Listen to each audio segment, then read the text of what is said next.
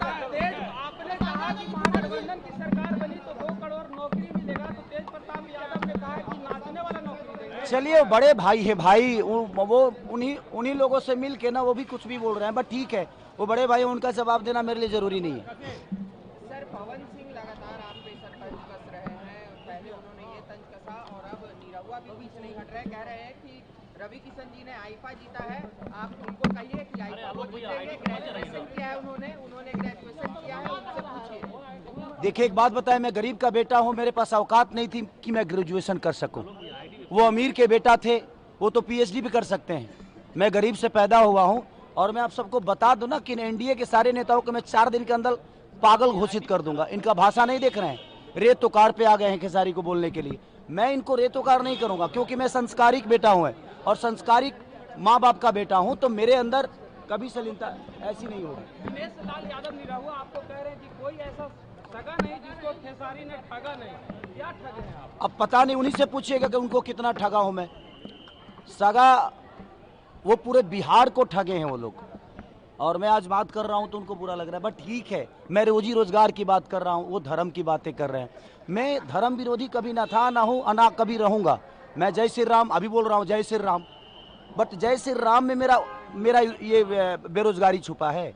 भाई, मैं पूरी दुनिया से बोलवा दूं जय श्री राम, लेकिन इनको धर्म के आड़ में वोट लेना है, उसकी चर्चा ये हमेशा से धर्म के नाम, मंदिर मस्जिद के नाम। मैं धर्म विरोधी कभी नहीं रहा। मैं राम पे गाना गाया हूँ, मैं राम का एक्ट किया हूँ, राजा राम मूवी किया हूँ। मैं ये कह रहा हूँ, धर्म के नाम पे आप वोट मत मांगो। धर्म जरूरी है, लेकिन हमें कर्म करने के लिए शिक्षा भी जरूरी है, अस्पताल भी जरूरी है। ये कौन बनाएगा? ये इसके लिए का दूसरे को वोट देंगे? हम सब आपको वोट दिए हैं हर चीज करने के लिए, तो आप हर चीज पे बात करो ना। आप रोजी रोजगार पे बात करते नहीं, आप सिर्फ मंदिर मस्जिद पे बात करते हो। ये मुद्दे को भटकाते हैं दूसरे तरफ, हर बार जंगल राज की बात करते हैं। आज जो बच्चे शिक्षा से दूर हैं वो 20 साल के बच्चे हैं, और 20 साल से किसकी सरकार है? मानिए हमारे चाचा नीतीश कुमार जी की। अब सोचिए, बेरोजगारी से कौन मर रहा है? आज जो 20 साल के बच्चे हैं वो मर रहे हैं। तो मैं वही तो सवाल कर रहा हूँ कि आप जंगल राज की बात, हमारे पापा जंगल राज के हो सकता है हिस्सा होंगे, भाई मैं नहीं था, तो मुझे प्रॉब्लम हो रही है, मेरे आने वाले भविष्य की प्रॉब्लम हो रही है, मैं उस पर चर्चा करता हूँ। तो ये अब मेरे को धर्म विरोधी बता देते हैं कि आप धर्म विरोधी हो। मेरा हमेशा से यही रहा है कि भाई, अगर मैं आज माइक के सामने आप सबको बोल रहा हूँ कि आज पूरे एनडीए के नेता और ये स्टार प्रचारक जो 4 हमारे बड़े भाई हैं, ये प्रेस कॉन्फ्रेंस करें और कह दें कि कल से फैक्ट्री का शिलान्यास यहाँ पे होगा, कल से बेहतर कॉलेज बनेगा, शिलान्यास होगा। मैं वादा करता हूँ, जीवन में कभी चुनाव नहीं लड़ूंगा, और ना ही शपथ ग्रहण कर पाऊंगा, और ना ही सर्टिफिकेट लेने में कहीं जाऊंगा।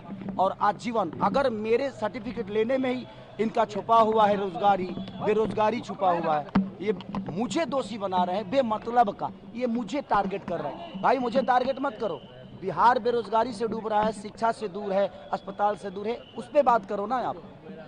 सर, एक आखिरी सवाल रहेगा सर कि क्या लग रहा है, आप लगातार प्रचार में जा रहे हैं, महागठबंधन की सरकार बनने जा रही है बिहार में? आपको नहीं लग रहा है? मैं तो पहले चरण में 100 में 100 हैं हम ही, बाकी कोई नहीं है। और आप देखिएगा, खेसारी के आने के बाद सरकार बदलेगी। आप भाषा इनकी नहीं देख रहे हैं, किस हिसाब से बोल रहे हैं। अब ये रेत तो कार पे आ गए। आप बड़े हैं, लेकिन भाषा का मर्यादा आपको होना चाहिए। तो मुझे लगता है कि ये सारे के सारे बौखलाए हुए हैं, ये पार्टी के हैं। सच पूछिए तो मैं तेजस्वी जी का छोटा भाई हूँ, और हमेशा से उनका प्यार आशीर्वाद हमें मिला है। निरहुआ कह रहे हैं कि आपका नाम खेसारी लाल यादव नहीं, अहंकारी लाल यादव होना है। चलिए, वो कुछ भी, मैं क्या बोला कि उनकी भाषा की गरिमा देखिए कि वो बड़े भाई होकर और किस भाषा का इस्तेमाल कर रहे हैं। इसका मतलब नहीं लग रहा है। मैं क्या बोला, 4 दिन के अंदर इशारों को पागल कर दूंगा, मैं सबको पागल घोषित करवा दूंगा। कोई बात नहीं, शायद मुसलमान हमारे देश के हिस्सा नहीं है, और अगर बेहतर बिहार के लिए मैं बात करता हूं तो यदमुल्ला हूं, तो मुझे मंजूर है यदमुल्ला होना। अगर शिक्षा की बात करता हूं और पलायन रोकने की बात करता हूं और ये मुझे यदमुल्ला कहते हैं, मुझे मंजूर है यदमुल्ला होना। मुझे कोई फर्क नहीं पड़ता कि मैं यदमुल्ला हूं कि मैं क्या हूं।